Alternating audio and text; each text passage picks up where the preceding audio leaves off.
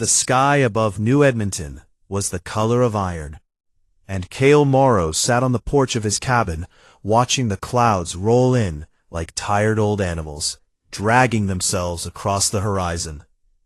He had a cup of coffee in one hand and nothing in the other, which was pretty much how he liked things these days: simple, quiet, and far away from anything that could kill him.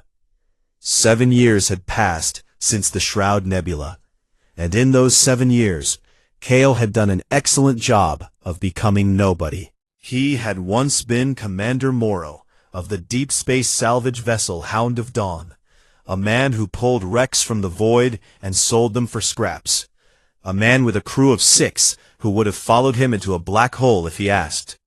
And then one day, he came back from a mission alone, with 72 hours missing from his memory, and a medical report that said he was fine, even though he knew he was not. He never went back to space after that. Earth in the year 2187 was a strange place to live. Humanity had made contact with alien civilizations 40 years prior, and the result was deeply underwhelming.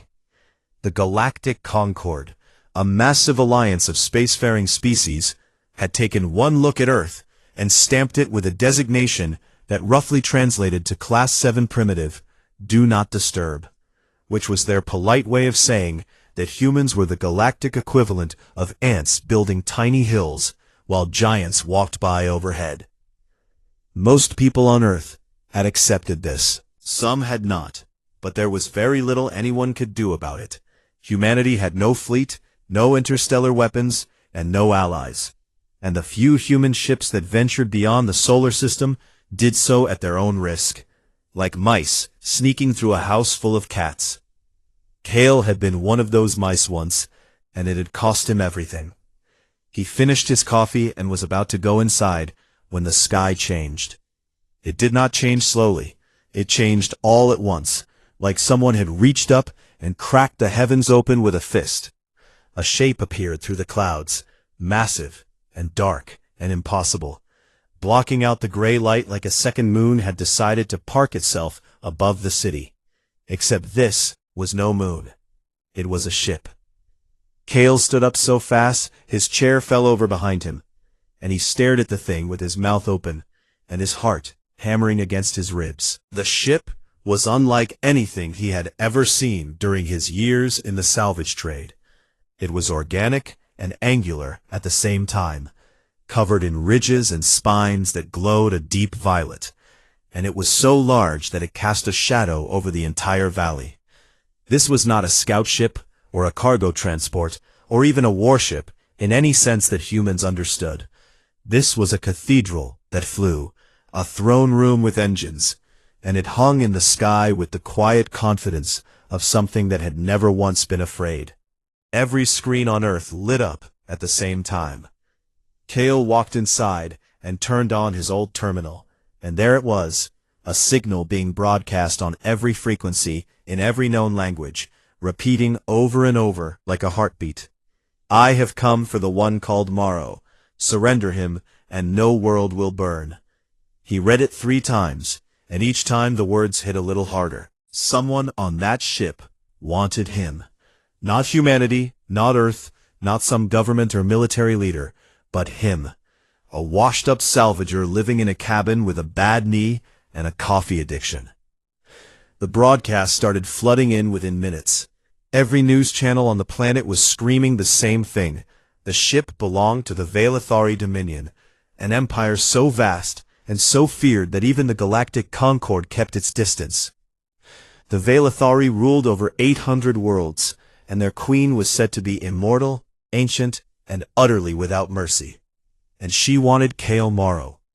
He sat down on the edge of his bed and pressed his hands against his face, trying to think, trying to breathe, trying to understand why the most powerful empire in the galaxy had sent a warship the size of a city to find one broken human. And the worst part, the part that made his hands shake, was that when he heard the name Velathari, something deep inside his skull had moved. Not a memory exactly, but the ghost of one. A flash of violet light, the smell of something burning, a sound like someone crying in a language he did not speak. The 72 hours he could not remember were knocking at the door, and he was not sure he wanted to open it. 3 hours later, Earth's unified government made contact with his cabin. They did not ask nicely. A squad of military officials appeared at his door with grim faces and tight voices, and they told him he was coming with them. "The alien vessel has not fired," the lead officer said, "but our analysts believe it could glass every continent in under 6 minutes. Whatever you did, whatever you are to them, you are going to that ship." Kale looked at the officer for a long moment, and then said something that surprised even himself. "No." The officer blinked. "I am not going anywhere until I know why she wants me," Kale said. And he was surprised by how steady his voice was, because his insides felt like a building on fire. Every species that has ever handed over one of its own to a superior power without asking questions has ended up in chains or in the ground. I am not going to be the reason humanity becomes someone's pet project. Kale did not care. He had faced the void of space and watched his friends die one by one in the dark, and a man in a uniform yelling at him in his own kitchen was not going to change his mind. That night, Kale Morrow disappeared. He took his old emergency pack, his salvage tools, a portable terminal with a battered AI named Jury loaded onto it, and he walked into the wilderness beyond New Edmonton. He was not running from the Queen. He was running toward answers, because somewhere in those lost 72 hours was the reason an alien empire had crossed the galaxy for a nobody. And above the planet, on the bridge of the ship called the Eternal Vigil, Queen Selyara Voston stood before a viewing screen that showed the tiny blue world below. She was tall, nearly 8 feet of bioluminescent chitin and flowing limbs, with 4 arms folded behind her back and eyes that burned like twin violet stars. Her generals stood at a respectful distance, because when the Queen was quiet, it meant she was thinking, and when she was thinking, it meant someone's fate was being decided. "He is not surrendering," one of the generals said carefully. "No," Selyara replied, and her voice was low and layered, like 3 people speaking in harmony. "He is not." "Shall we apply pressure to their governments?" "No." "Shall we send extraction teams?" "No." And something crossed her face then, something her generals had never seen on the face of their immortal queen. It took them a moment to recognize it, because Velathari faces were not built for this expression. It was a smile, small and strange, and almost sad. "He is stalling," Selyara said softly, "because he wants to understand before he acts. He was always the clever one." The generals exchanged uneasy glances. The Queen turned away from the screen and walked back toward her throne. And as she moved, the lights along her chitin flickered in patterns that meant something in the old Velathari language. Patterns that translated, roughly, to a single word: hope. She sat upon her throne and looked out at the stars, and somewhere on that little blue planet below, a man she had not seen in 7 years was running through the dark with a broken AI and a bag full of tools, trying to find a memory that she herself had taken from him. "I have waited long enough," the Queen whispered to no one, and the stars burned cold and silent around her. "But I can wait a little longer. I have been looking for you, human, and I am not leaving without you." Kale had been walking for 6 hours through the frozen pine forests north of New Edmonton when Jury finally spoke up. "You know they are tracking you," the AI said through the small speaker clipped to Kale's collar. Jury had a dry, tired voice, like a librarian who had seen too much and slept too little, which was fitting, because Jury had been Kale's shipboard AI on the Hound of Dawn, and had survived the same mission that had killed everyone else. "I know," Kale said, his breath forming clouds in the cold air. "Both parties, Earth's military and the Velathari, have your biosignature on at least 3 scanning systems that I can detect. Jury continued. You are not hiding so much as walking slowly in front of people who are choosing not to catch you yet. Kale stopped and looked up through the trees at the dark sky. The Velithari ship was still up there somewhere, a shadow among shadows, and the thought of it made something twist in his chest. Not fear exactly, but something older and stranger, like hearing a song he had forgotten he knew. Jury, he said quietly, I need you to open the locked files. There was a pause, a real pause, which was unusual for an AI that could process 1,000,000 queries in a second. Kale, those files were encrypted with a protocol I have never been able to break, Jury said. I have been trying for 7 years. Whatever locked your memory logs from the Shroud Nebula mission used technology far beyond anything I have access to. Velithari technology. Almost certainly. Kale sat down on a fallen log and pulled out his portable terminal. His fingers were cold and stiff, but his mind was burning.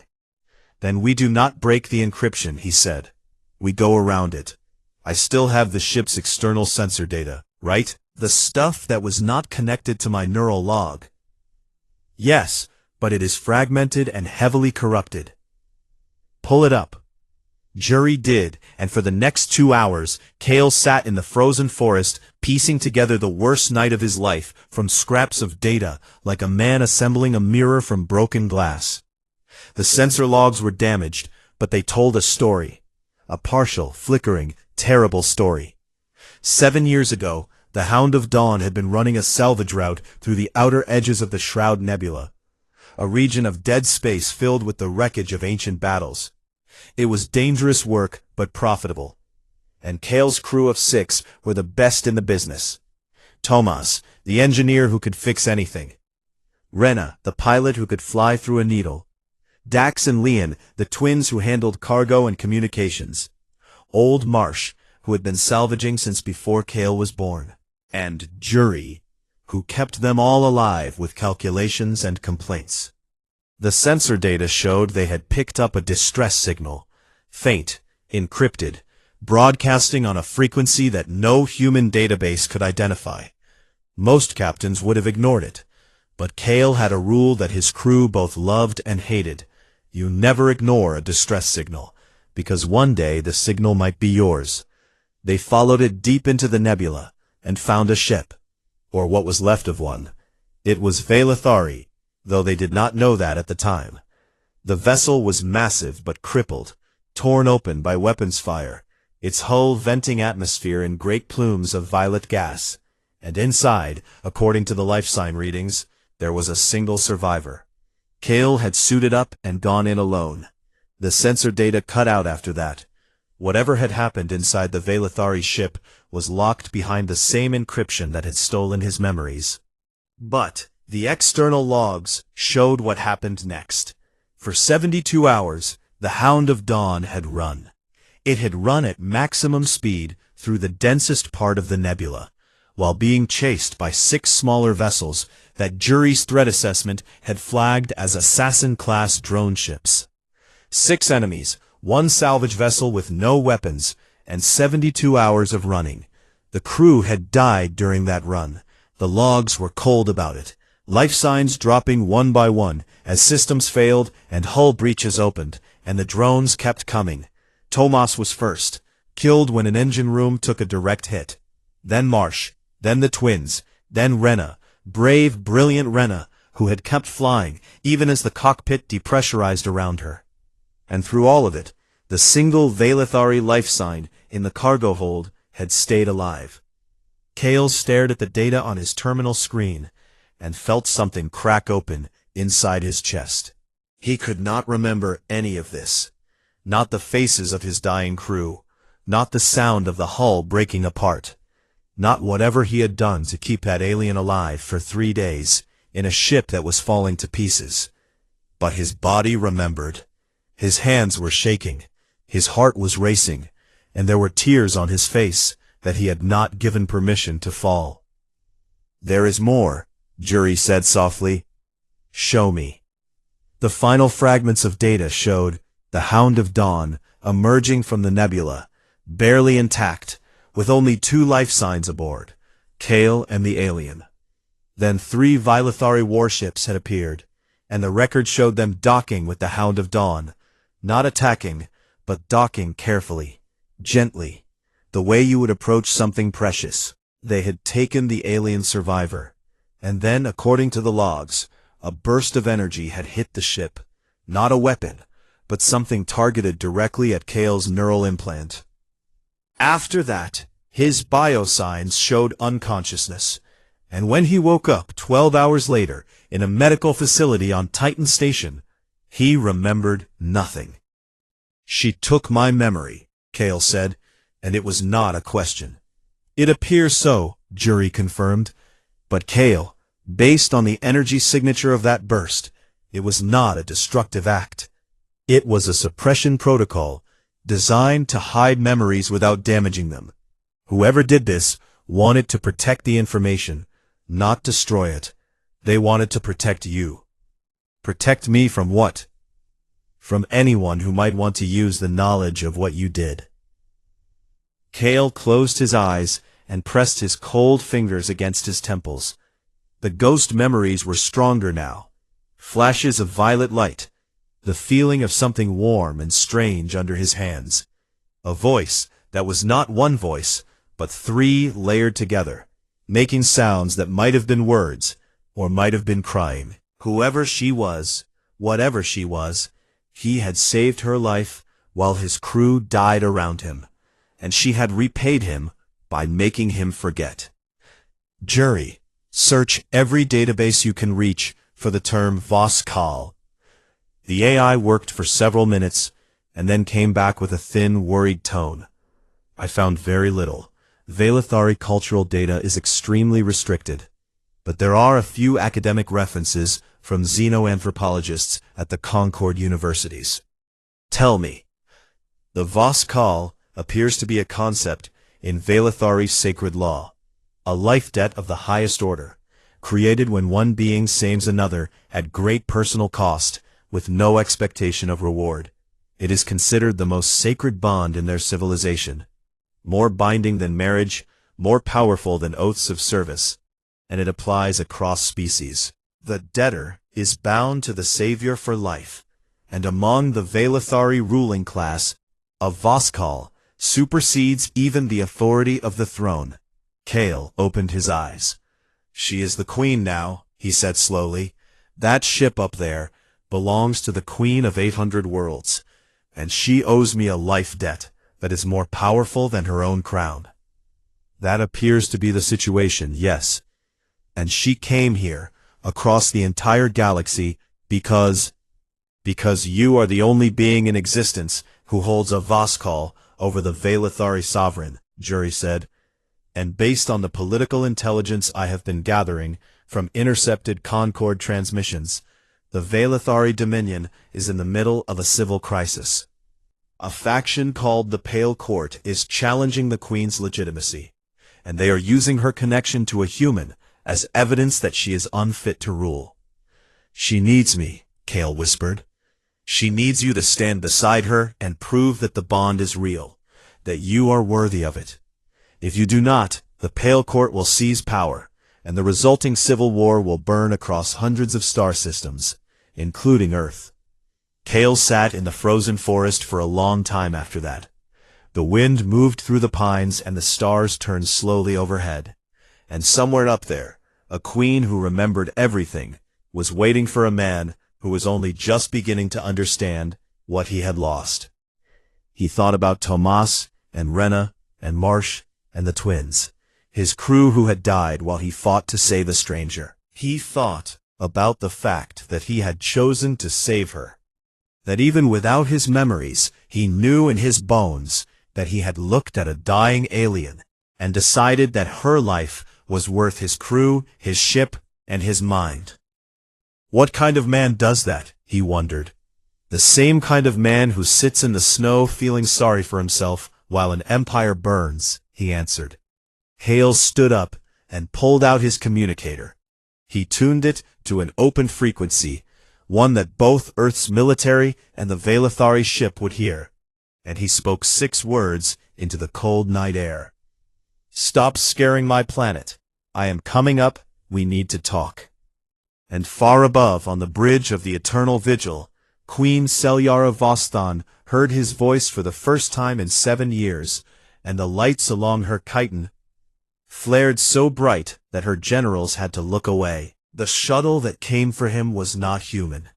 It descended through the clouds like a living thing, smooth and dark and silent, with no visible engines or seams.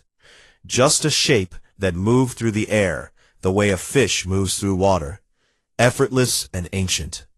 It landed in a clearing 1/2 mile from Kale's position, and a ramp opened with a sound like a long exhale, spilling violet light across the snow. Kale walked toward it, with his bag over his shoulder and jury clipped to his collar, and he did not look back. Behind him, he knew, Earth's military was watching through a dozen satellite feeds, and somewhere in a government bunker, very important people were having very loud arguments about whether they should have stopped him. But they had not stopped him, because deep down they all knew the same truth. If the Queen wanted Kale Morrow, then Kale Morrow was the only card they had left to play. The inside of the shuttle was warm and strange. The walls pulsed with a faint bioluminescence, and the air smelled like ozone and something sweet that Kale could not name. There were no seats, no controls, no crew, just a single chamber, lined with what looked like living tissue, and when Kale stepped inside, the floor shifted gently under his feet, adjusting to his weight like a hand closing around a fragile object. "This is unsettling," Jury observed. "Everything about this is unsettling," Kale replied, but his voice was steady. He had made his decision in the forest, and he was not going to unmake it now. The shuttle rose without a sound and carried him up through the atmosphere, past the clouds, past the thin blue line, where sky became void, and into the shadow of the eternal vigil. Up close, the Valithari flagship was beyond anything Kale had imagined. It was not just large, it was alive. The hull was covered in patterns that shifted and glowed, and massive spines jutted from its surface like the bones of some ancient sea creature. As the shuttle approached, a bay opened in the ship's side, and Kale felt a strange pull in his chest, not physical, but emotional, like the ship itself was welcoming him. He landed, the ramp opened, and he stepped out into the Valithari dominion. The docking bay was enormous, a cathedral of dark metal and violet light, with ceilings so high they disappeared into shadow. And standing in the center of it, arranged in perfect rows, were 200 Valithari soldiers in full ceremonial armor, each one standing nearly 7 feet tall, their chiton gleaming like polished obsidian, their forearms held in rigid salute. And at the end of the rows, standing alone, was the Queen. Kale's breath stopped. Selyara Voston was not what he had expected, or rather, she was exactly what some buried part of him had remembered. She stood 8 feet tall, her body a masterpiece of alien biology, smooth, dark chitin layered over powerful limbs, with bioluminescent veins tracing patterns across her skin like rivers of light. She had 4 arms, 2 folded behind her back, and 2 held at her sides, and her face was sharp and angular and beautiful in a way that had nothing to do with human standards. Her eyes were the worst part. 2 burning violet stars that locked onto Kale the moment he appeared and did not let go. She was magnificent, and she was terrifying, and somewhere behind all of that, she was afraid. Kale could see it, not in her posture, which was perfect, and not in her expression, which was carved from stone, but in the way the lights along her chiton flickered in fast, uneven patterns. He did not know how he knew what those patterns meant, but he did. She was nervous, and she was trying very hard not to show it. He walked the length of the docking bay, with 200 alien soldiers watching him, a 5'10" human in a worn jacket and old boots, and he stopped 3 paces from the Queen of 800 worlds and looked up at her. For a long moment, neither of them spoke. Then Selyara said, in a voice that was three voices woven together, layered and harmonic and achingly familiar, "You remember." It was not a question. "Some of it," Kale said. "The rest I had to piece together from sensor logs and broken data. You made it very hard to find the truth." "I made it hard to keep you alive," she replied, and there was an edge in her voice that sounded like pain. "If the Pale Court had learned that a human held a Voskal over me, they would have found you and killed you before I ever reached the throne. I took your memories because it was the only way to make you invisible. You could have asked. You were unconscious and dying. Your body was broken in 9 places. You had lost more blood than your species can safely lose, and your ship was falling apart around you. I made a choice, Kale Morrow, and I have spent 7 years living with it." The way she said his name made the hair on his arms stand up. There was weight in it, history, and something else that he was not ready to examine too closely. "I am here now," he said simply. "Tell me what you need." She turned and walked, and he followed, and the 200 soldiers parted around them like water. As they moved through the ship, Selyara explained everything, her voice low, her pace measured, her words careful and precise. The Velathari Dominion was fracturing. For centuries, it had been held together by the authority of the throne and the sacred laws that governed it. But a faction called the Pale Court had been growing in power for decades. They were traditionalists, supremacists. They believed that the Velathari were the highest form of life in the galaxy, and that all other species existed only to serve or to be ignored. They had tolerated Selyara's rule as long as she was strong, but the moment word spread that she had formed a Voskal with a human, a creature from a Class 7 primitive world, they had declared it heresy. Selyara said, and her voice was flat and cold, but Kale could hear the fury underneath. "They say you are an animal," Selyara said, and her voice was flat and cold, but Kale could hear the fury underneath. "They say that a Voskal with a lesser species is an abomination, that I have corrupted the sacred law by bonding with something beneath us. They are using this to turn the Dominion against me, and if they succeed, civil war, 800 worlds torn apart, fleets burning each other in the dark. And when it is over, the Pale Court will turn their eyes outward, toward every species they consider inferior, starting with yours." Kale felt that land like a punch. "So, what stops them?" "The Tribunal of Echoes," Selyara said. "It is the oldest institution in our civilization, older than the throne itself. If I bring you before the tribunal and you pass their trials, the Voskal is validated beyond question, and the Pale Court loses their only legal argument against me. And if I fail?" She stopped walking and turned to face him, and for the first time he saw the full weight of what she was carrying, an empire on her shoulders, a war at her door, and the knowledge that everything depended on a single human who should not have survived the Shroud Nebula, but did. "If you fail, I lose my throne, my people go to war, and your world burns. I would not have come if there was another way." Kale looked up at her, this towering alien queen with her burning eyes and her glowing skin and her 4 elegant arms. And he saw something that cut through all the politics and the threats and the sacred laws. He saw the same person he had pulled from a burning ship 7 years ago.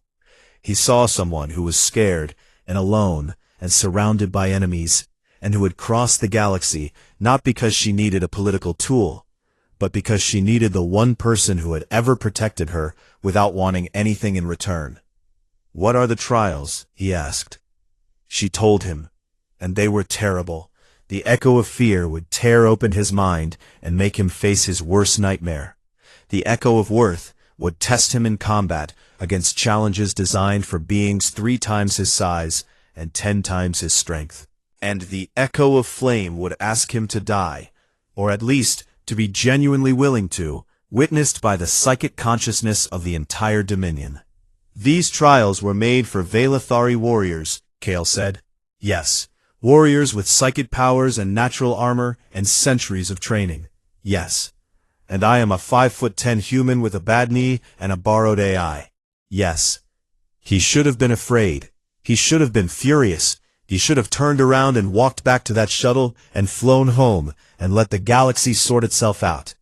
But Kale Morrow had never been very good at doing what he should.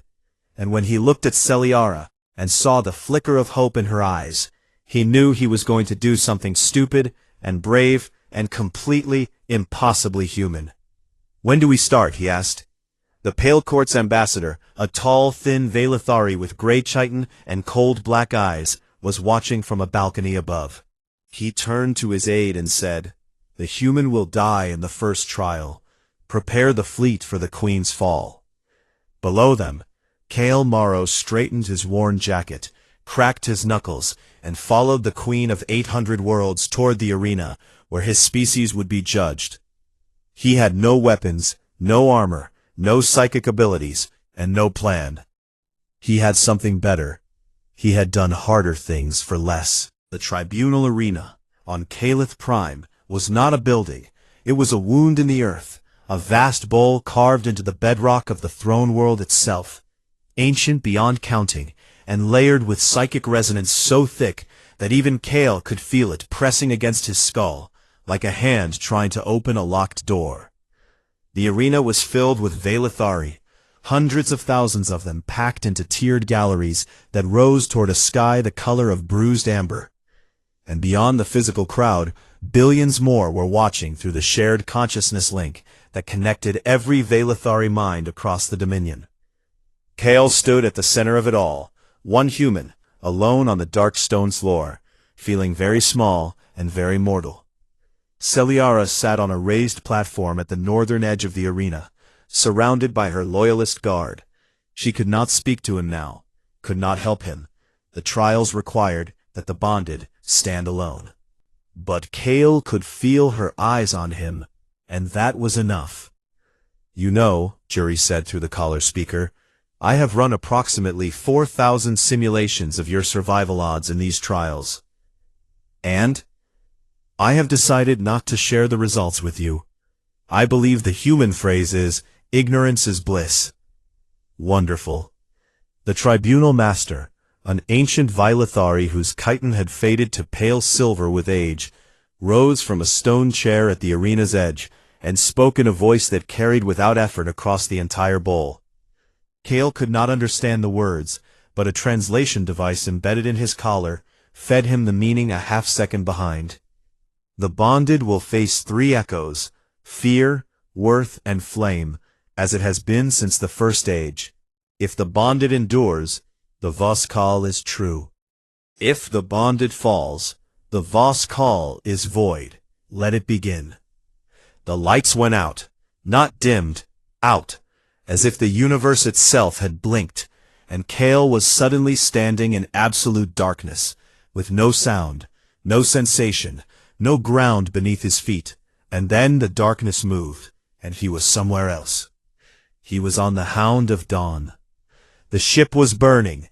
He could hear the alarms screaming, and the hull groaning, and the hiss of atmosphere escaping through cracks in the metal. The corridor ahead was filled with smoke, and through it he could see the door to the engine room, the door behind which Tomas was trapped. This was the Shroud Nebula. This was his worst memory, the one he had never been able to access, given back to him now in perfect, horrible detail. He ran. The engine room was a ruin of fire and sparking wires, and Tomas was on the floor with a metal beam across his chest, and his eyes were open and full of fear. "Captain," Tomas gasped. "Captain, I cannot move. I cannot." Kale grabbed the beam and pulled, but it would not budge. The fire was spreading, and through the ship's intercom he could hear Rena shouting that the drones were making another pass, and behind him in the cargo hold something was screaming in a language that sounded like music being torn apart. He pulled harder. The beam did not move. Tomas was looking at him with eyes that were starting to go glassy, and the fire was so close now that Kale's skin was blistering. This was the echo of fear, not a simulation, but a psychic reconstruction pulled from his own mind, and amplified until it was more real than reality. Every Velithari in the arena could feel what Kale was feeling, and what he was feeling was a terror so deep and so old that it had been eating him alive for 7 years. He could not save Tomas. He had not saved Tomas, and the memory of that failure was a black pit that wanted to swallow him whole. A Velithari warrior would have mastered this moment through psychic discipline. They would have walled off the fear, contained it, dominated it with centuries of mental training. That was how the trial was meant to be passed, through control, through suppression, through the cold and ancient art of making yourself feel nothing. Kale could not do that. He was not built for it. He was human, and humans feel everything. So instead of suppressing the fear, he let it in. He let it fill him completely. The grief and the guilt and the horror and the rage and the unbearable weight of knowing that he had failed the people who trusted him. And then, with all of that burning inside him like a second sun, he stood up and walked forward into the fire. Not because he was not afraid. He was terrified, more afraid than he had ever been in his life. But Kale Morrow had learned something in the Shroud Nebula that most species never learn. Fear is not the enemy. Stopping is the enemy. And a human who is afraid and still moving is the most dangerous thing in the galaxy.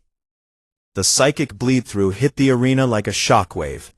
Every Velithari connected to the link felt it. Raw, unshielded, staggering human terror, coupled with an absolute bone-deep refusal to quit. It was not discipline, it was not control, it was something they had no word for. Something that felt like being dragged through a furnace by someone who would not let go of your hand.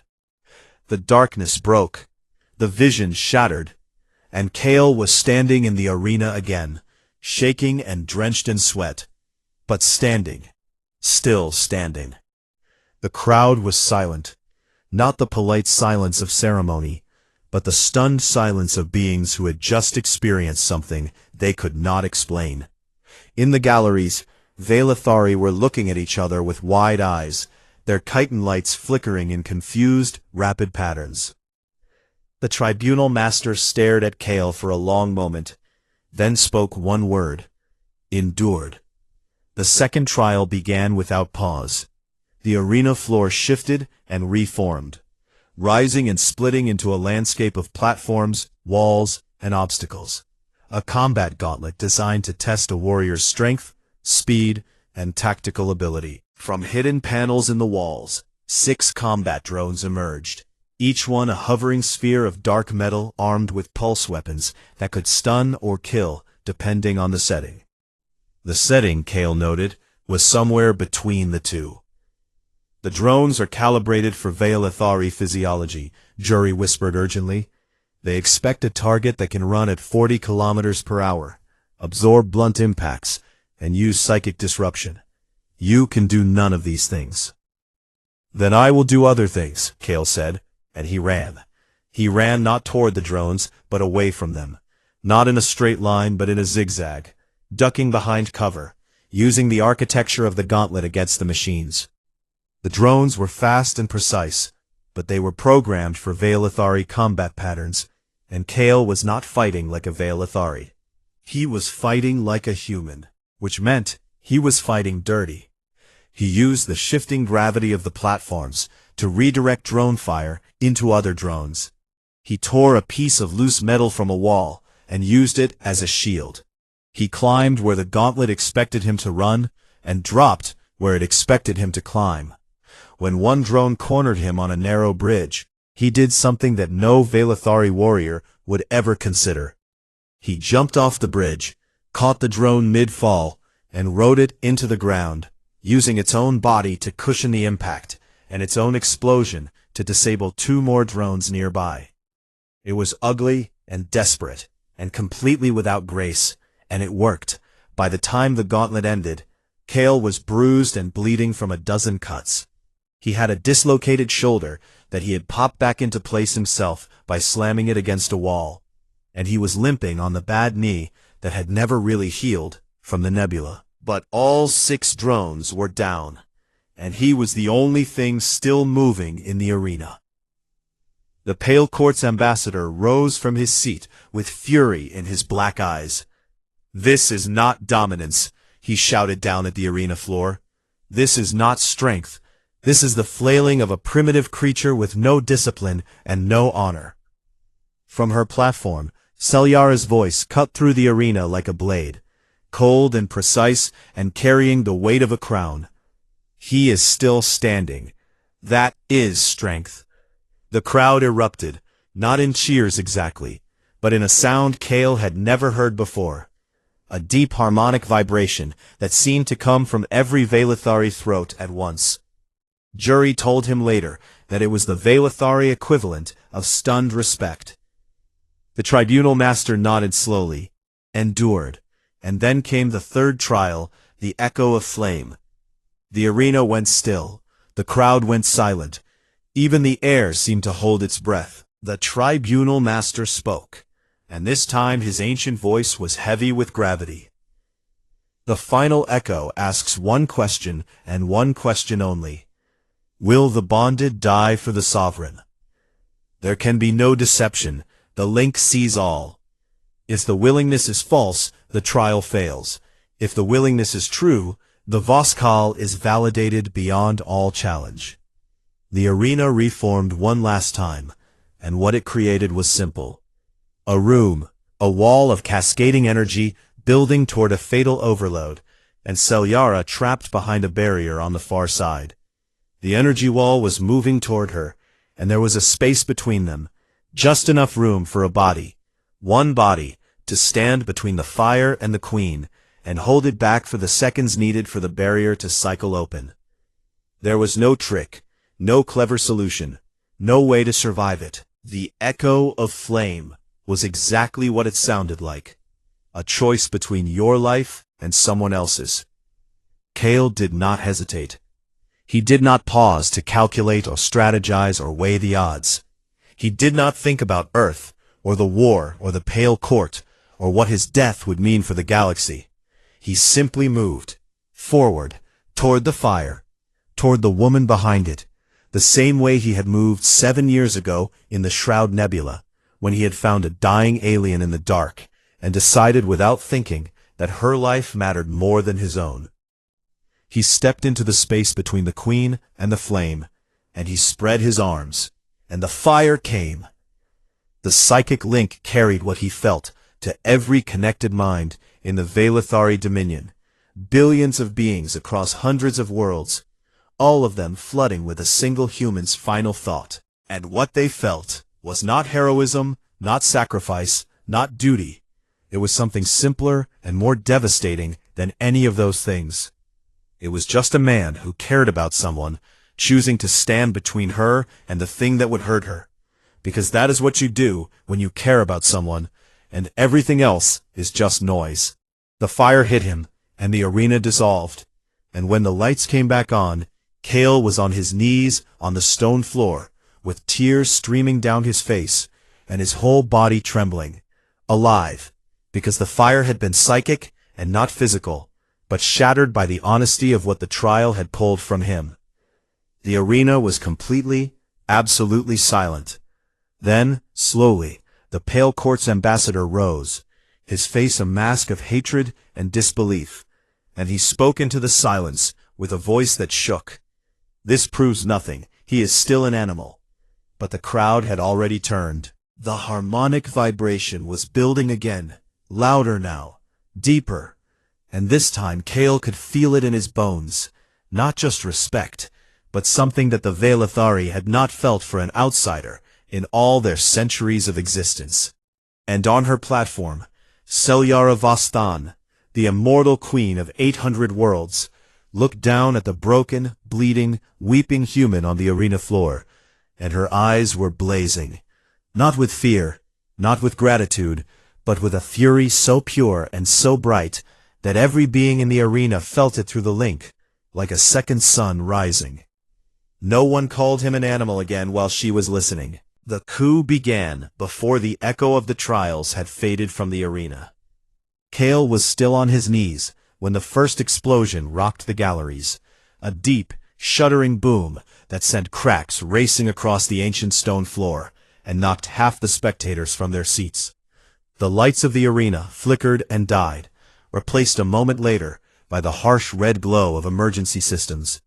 And through the smoke and dust, Kale could hear the unmistakable sound of weapons fire.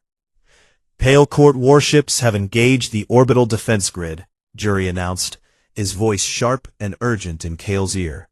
I am detecting fleet movements across the system. At least 40 capital ships have broken formation and are moving toward the throne world. Ground forces are deploying in the capital district, and I am reading energy signatures consistent with assassination squads converging on the Queen's position. The Pale Court had not waited for the tribunal's verdict. They had known, perhaps from the moment Kale survived the first trial, that they could not win through law. So they had chosen to win through blood. Kale forced himself to his feet. His body screamed in protest, every muscle aching, his shoulder throbbing, his knee a hot knot of pain that nearly buckled with each step. But he had been hurt before, and he had kept moving before, and he was going to keep moving now, because that was what he did, that was what humans did, that was the whole point. Solara's loyalist guards had formed a ring around her on the platform, their weapons drawn, their chitin lights burning in aggressive red patterns. The Queen herself stood at the center of them like the eye of a hurricane, perfectly still, perfectly calm, her forearms folded behind her back, and her violet eyes scanning the chaos with the cold precision of a ruler who had survived assassination attempts before. But this was not an assassination attempt. This was a war. Kale pushed through the panicking crowd and reached the base of the Queen's platform. The loyalist guards pointed their weapons at him until Celiara raised one hand, and then they parted and let him through. We need to move, Kale said. The throne room is the most defensible position in the capital, Celiara replied. My forces are already rallying there. How many do you have? Enough to hold, for now. But the Pale Court controls nearly a third of the fleet, and if they take the orbital platforms, they can bombard the capital from above. Kale's mind was already working, not in the careful, methodical way of a Velathari strategist, but in the fast, ugly sideways way of a human salvager who had spent his career finding value in wreckage and making broken things work. Jury, he said, can you access the capital's communication network? Already inside, their encryption is impressive, but their network architecture has 17 exploitable vulnerabilities. I may have taken the liberty of mapping them while you were busy being set on fire. Good, patch me into the Queen's command frequency. Celiara looked at him with something that might have been surprise. You want to give orders to my generals? I want to give them options they have not considered. Your generals are brilliant, but they think like Velathari. They think in terms of direct force, psychic superiority, and territorial dominance. The Pale Court is expecting that, because they trained in the same schools and fought in the same wars. What they are not expecting is a strategy designed by a species that once won a war by hiding soldiers inside a wooden horse. The Queen stared at him for a moment, and then she turned to her guard captain and said, "Give him the frequency." What followed was the strangest military engagement in the history of the Velathari Dominion. Kale Morrow, battered, bleeding and operating on nothing but adrenaline and coffee-deprived stubbornness, took command of the Queen's communication network and began feeding tactical suggestions to Celiara's generals with a speed and creativity that left them bewildered and, increasingly, impressed. He had the Loyalist fleet retreat from 3 key positions, not because they were losing, but because the retreat was a lie, a feint designed to draw the Pale Court's ships into a formation that looked advantageous, but was actually a trap. He had Jury flood the Pale Court's communication relays with false intelligence, fake orders, phantom fleet movements, contradictory reports that turned their coordinated assault into a confused mess of ships firing at shadows. "This is absurd," one of Selyara's admirals protested over the command channel. "You are asking us to appear weak, to let them think they are winning." "That is exactly what I am asking," Kale replied, "because the moment they think they are winning is the moment they stop being careful. And the moment they stop being careful is the moment we hit them with everything we have in the one place they have left unguarded. And where is that? Their flagship, the Void Sovereign. Its captain has moved it to the front of the formation because he thinks the battle is already won. His shields are at standard strength, not combat strength, and his escort ships have spread out to chase the forces you just pulled back. Right now, that ship is the most powerful vessel in the system, and also the most vulnerable one." There was a long silence on the channel. Then Admiral Vren, Selyara's most decorated commander, said something in Velathari that Jury translated as a word that had no direct human equivalent, but roughly meant, "This is either genius or insanity, and I cannot tell which." "In my experience," Kale said, "it is usually both." The Loyalist fleet struck in a single coordinated burst. Every ship that had been pretending to retreat reversed course at once and drove straight for the Void Sovereign like a fist closing. The pale court's scattered escort ships scrambled to respond. But they were out of position, chasing ghosts that Jury had planted in their sensors. And by the time they realized what was happening, the Loyalist fleet had the flagship surrounded. The Void Sovereign surrendered 14 minutes later. Without their flagship, the Pale Court's fleet fractured. Some ships continued fighting, but most began to stand down as the realization spread that the coup had failed. In orbit, the battle wound down from a roar to a murmur. And on the ground, the Pale Court's ground forces found themselves cut off and surrounded. But the fighting was not over everywhere. In the throne room of Calith Prime, a vast chamber of dark stone and ancient carvings, lit by the same violet bioluminescence that ran through everything the Velathari built, the Pale Court's champion had come for the queen. His name was General Vorath, and he was everything the old Velathari Empire valued: massive, powerful, his chitin scarred from 100 battles, his psychic presence so strong that the air around him seemed to warp and bend. He had fought his way through the Loyalist guards with a squad of elite soldiers, and now he stood at the far end of the throne room with murder in his black eyes and a plasma blade humming in each of his 4 hands. His soldiers fell back at his gesture. This was personal. This was about proving that the old ways were stronger than whatever softness the queen had allowed into her court. "You have shamed us," Vorath snarled at Selyara. "You have bonded with vermin, and you have let that vermin lead our warriors like dogs. I will end this, and when you are dead, I will hang your human's body from the spire of this palace as a warning to any who would forget what we are." Selyara drew her own blades, 2 long, curved weapons that seemed to grow from her forearms like extensions of her body, and she stepped forward to meet him. They fought, and it was terrifying. 2 Velathari at the peak of their power, blades and psychic force clashing in a storm of violet light and ringing metal. The throne room shook with each impact, and Kale, standing off to the side, with nothing but a piece of broken metal he had picked up from the floor, watched and waited, and knew that this was beyond him. But Vorath was stronger. He was a pure warrior, built for nothing but combat, and Selyara was a queen who fought well, but spent her years ruling, not training. Slowly, inevitably, he began to push her back. A cut opened on her arm, then another on her side, and Kale saw her stumble, just slightly, just for a second, and Vorath saw it too, and surged forward with all 4 blades. Kale did not think. He threw himself between them, 170 pounds of damaged human, putting himself in the path of a 7-foot alien warlord, and he swung his piece of broken metal with everything he had left, and caught Vorath across the face. It barely scratched the general's chitin, but it did something more important. For one critical second, Vorath faltered, because no creature he considered inferior had ever dared to strike him, and in that second, Selyara moved. Her blade found the gap in Vorath's armor beneath his second arm, and the general fell. Kale was on the floor beside him.